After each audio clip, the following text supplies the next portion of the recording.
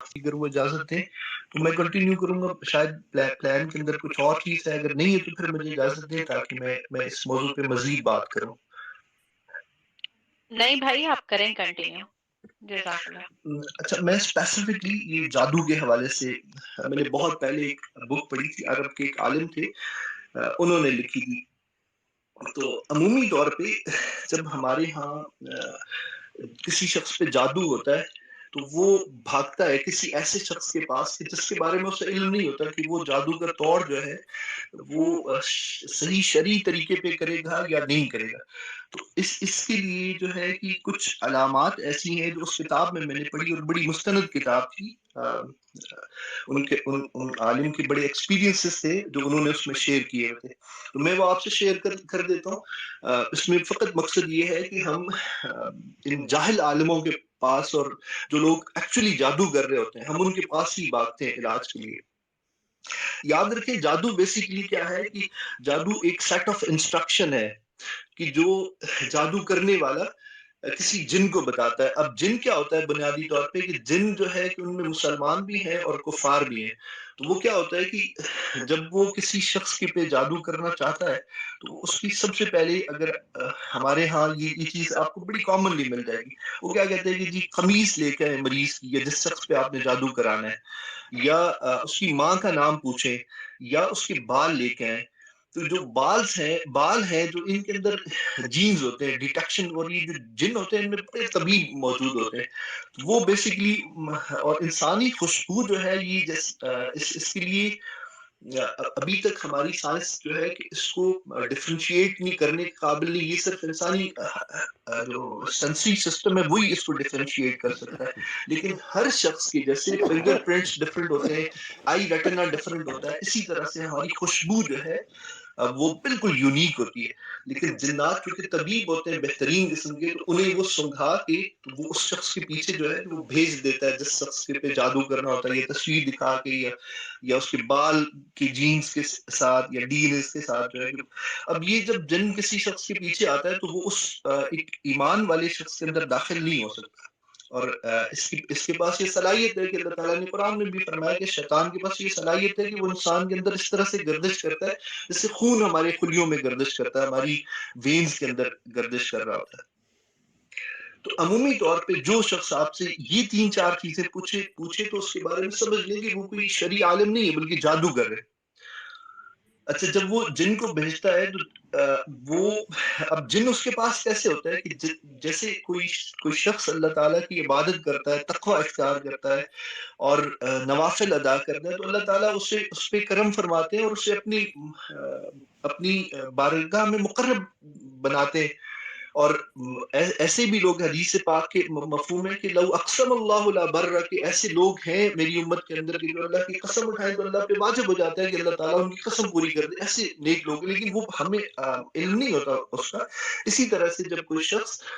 شیاطین کی عبادت کرتا ہے، شیاطین کو خوش کرنے کی کوشش کرتا ہے، اور یہ اتنے ظالم لوگ ہوتے ہیں اور یہ اتنے برے اعمال کرتے ہیں کہ قرآن پاک کی توہین کرتے ہیں، قرآن پاک کو اپنے پاؤں کے نیچے رکھتے ہیں، قرآن پاک کو ناپاک خون سے لکھتے ہیں، معصوم بچوں کا قتل کرواتے ہیں، قبروں سے لوگوں کو نکلواتے ہیں۔ تو ایسے اعمال کرنے سے شیطان اور خوش ہوتا ہے۔ تو وہ کیا کرتا ہے کہ شیطان کے پاس بہت سارے چیلے ہوتے ہیں، وہ ان کو ان کے حوالے کر دیتا ہے، اور یہ جو چیلے ہوتے ہیں پھر یہ چونکہ شیطانی چیلے ہوتے ہیں تو یہ اس شخص کے تابع ہو جاتے ہیں جس سے وہ موکل کہتا ہے۔ اب یہ موکل جو ہے کہ وہ بھیج دیے جاتے ہیں، اور وہ موکل دیکھ رہے ہوتے ہیں کہ جب یہ شخص غسل جنابت کی حالت میں ہو، بہت زیادہ ہنس رہا ہو، ایمان کی کمزور حالت میں ہو، تو اس وقت وہ اس شخص کے اندر داخل ہو جاتے ہیں۔ تو اب یہ ہوتا ہے کہ جب کوئی جن یہ کسی شخص کے اندر پینیٹریٹ کرنے میں کامیاب ہو جاتا ہے تو وہ کیا کرتا ہے کہ جنات کے طبیب ہوتے ہیں، اور وہ جا کے فار ایگزامپل کسی کو فالج کا اٹیک ہوتا ہے تو وہ کیا کرتا ہے کہ اس کی جو بلڈ کیرنگ وینز ہوتی ہیں وہاں پہ کوئی گرا لگا دیتا ہے، اور وہ چیز جو ہے کہ وہ عام حالات میں ڈیٹیکٹیبل نہیں ہوتی۔ اب جو شخص مجبور ہوتا ہے تو وہ فوراً بھاگ کے جاتا ہے کسی ایسے ہی جادوگر کے پاس، اور عمومی طور پہ لوگ ایسے ہی جادوگروں کے پاس جاتے ہیں، ایسے ہی عاملوں کے پاس جاتے ہیں جو ہمارے معاشرے میں جو ہے کہ وہ ہر جگہ میں پھیلے ہوتے ہیں، اور وہ دینی حلیہ اختیار کر کے بیٹھے ہوتے ہیں، اور حالانکہ انہیں قرآن کی چند الفاظ بھی نہیں ادا کرنے آتے. تو جب وہ ان کے پاس پہنچتے ہیں تو کیا ہوتا ہے کہ ہمارے ساتھ اللہ تعالیٰ نے دو فرشتے رکھے ہوئے ہیں جو جنہیں ہم ذات کہتے ہیں. اسی طرح سے شیطان نے بھی دو جنات ہم پہ مقرر کیے ہوتے ہیں کہ جو ہمارے دلوں میں وسوسہ پیدا کرتے ہیں، خوف دلاتے ہیں، ہمیں برائی پہ ابھارتے ہیں. تو جب ہم اس کے پاس پہنچتے ہیں، اس شخص کے پاس، تو وہ اس کے جنات جو ہیں وہ کمیونیکیٹ کرتے ہیں ان لوگوں کے ساتھ جو ہمارے ساتھ ہوتے ہیں. یہ اسے بتا دیتے ہیں کہ یہ بندہ رویا تھا، پریشان تھا، اس کو یہ بیماری ہوئی تھی. وہ مستقبل کا کوئی حال نہیں بتا سکتے، وہ ماضی کی وہ ساری باتیں چونکہ ہمارے ساتھ مسلسل موجود ہوتے ہیں، وہ ہمیں وہ اس کے ساتھ کمیونیکیٹ کرتے ہیں. اب یہ جو فقیر بیٹھا ہوا ہے بڑا ملنگ بن کے یا بڑا درویش بن کے یا بڑا عالم بن کے، جس کے پاس ہم اپنی التجائیں اور اپنی تمنائیں اور اپنی امیدیں اور اپنی آرزویں لے کے اور اس امید سے گئے کہ وہ ہماری بیماری ہم سے دور کرے گا. وہ جب ایک سائیکولوجیکلی ہم پہ اٹیک کرتا ہے کہ اچھا تم نے فلاں کام کیا تھا، فلاں کام کیا تھا، تو ایک کمزور انسان جو کہ بیماری کی وجہ سے پریشان ہو یا حالات کی وجہ سے پریشان ہو، تو وہ فوری طور پہ جو ہے کہ وہ اس کے آگے سرنڈر کر جاتا ہے. اور یہاں سے اس شرک کی ابتدا ہوتی کہ جو شرک فی ذات کہلاتا ہے، کہ اللہ پہ یقین ختم ہو جاتا ہے کہ بیماری دینے والا بھی اللہ، شفا دینے والا بھی اللہ، موت دینے والا بھی اللہ، زندگی دینے والا بھی اللہ، صبح کو طلوع کرنے والا بھی اللہ، اور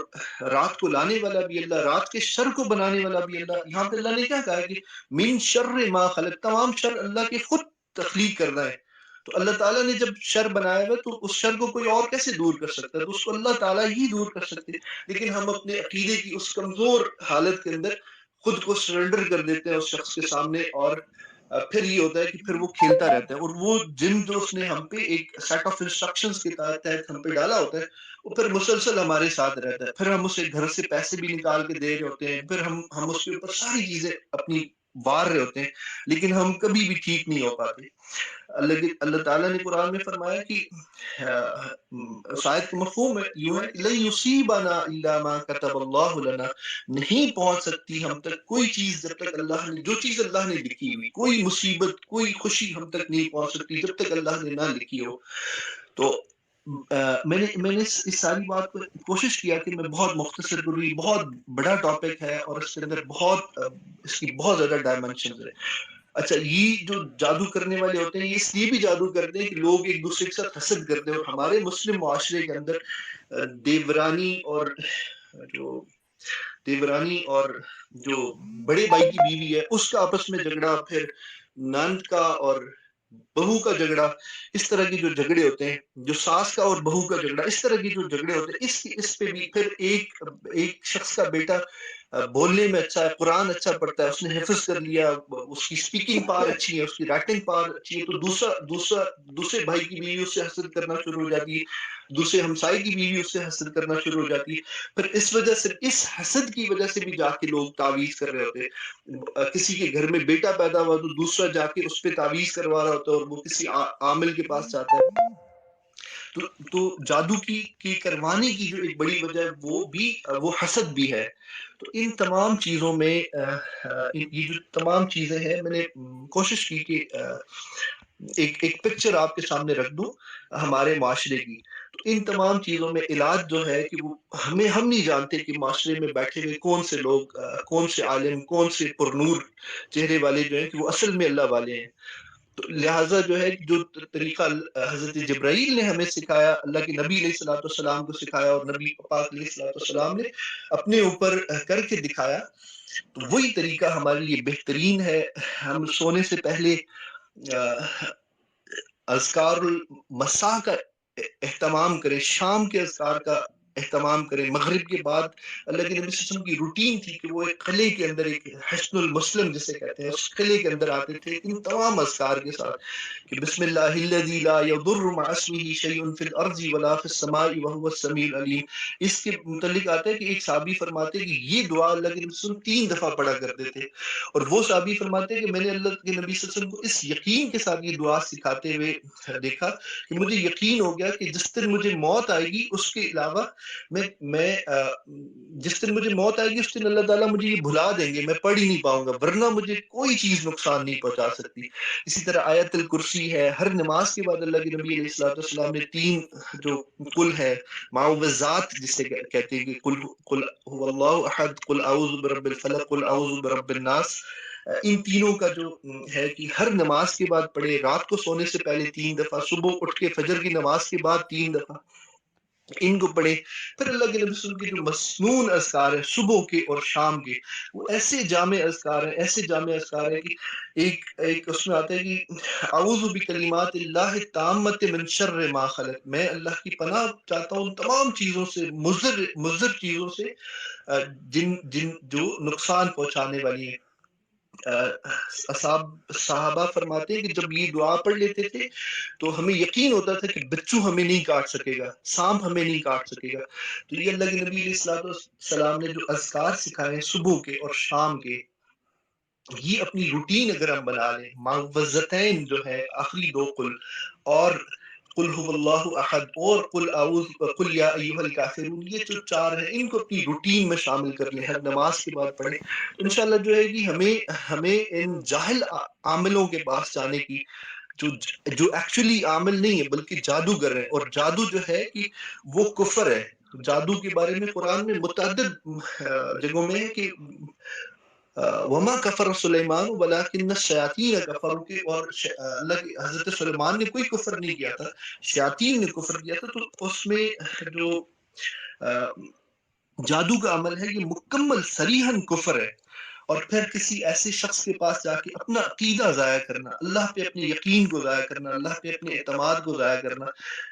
اللہ کے اوپر جو انسان کا ٹرسٹ ہوتا ہے اس کو ضائع کر کے ایسی گمراہی میں پڑ جانا کہ جس میں نہ بیماری سے نجات ملے گی اور نہ ہی جو ہے کہ آخرت کے دن جہنم کی آگ سے نجات ملے گی۔ ان چیزوں سے ہمیں بچنا چاہیے، اپنی نعمتوں کو چھپا کے رکھیں۔ ایک حدیث میں آتا ہے کہ من کتم سرہ بلغ مرادہ، کہ جس شخص نے اپنے راز کو چھپایا وہ اپنے مراد کو پہنچ گیا۔ ہم اپنے کھانوں کو، جو بھی کھانا بناتے ہیں اس کو فیس بک کے اوپر، یہ اسٹیٹس کے اوپر شو کر رہے ہوتے ہیں کہ جی آج ہم نے یہ چیز کھائی، بے شمار لوگ ہیں وہ ہم سے اس بات پہ حسد کرتے ہیں کیونکہ انہیں کھانا میسر نہیں ہوگا، یا انہیں اس بات کی خوشی نہیں ہوگی۔ ایک عربی زبان کا مقولہ ہے، شاید میں نے پہلے بھی عرض کیا، کہ النوم والطعام خیر فی الخیام، کہ نیند اور کھانا جو ہے یہ خیموں کے اندر اچھا لگتا ہے۔ اس کو باہر جو ہے کہ سوشل میڈیا پہ کھانا کھانے سے پہلے کہ سارے شہر کو بتا کے، تب تک کھانا ہضم نہیں ہوتا، ہم لوگوں کو ڈائجسٹ نہیں ہوتا کہ جب تک ہم نہ بتا دیں کہ آج ہم نے فلاں چیز کھائی ہے۔ تو اگر ہم ان چیزوں سے احتیاط کریں تو اللہ کے نبی علیہ الصلوۃ والسلام کے بتائے ہوئے طریقے they are more than sufficient for us, ہمیں کوئی ضرورت نہیں پڑے گی انشاءاللہ کہ ہم کسی اس کی طرف جائیں۔ اور اگر کوئی شخص ان میں مبتلا ہو بھی گیا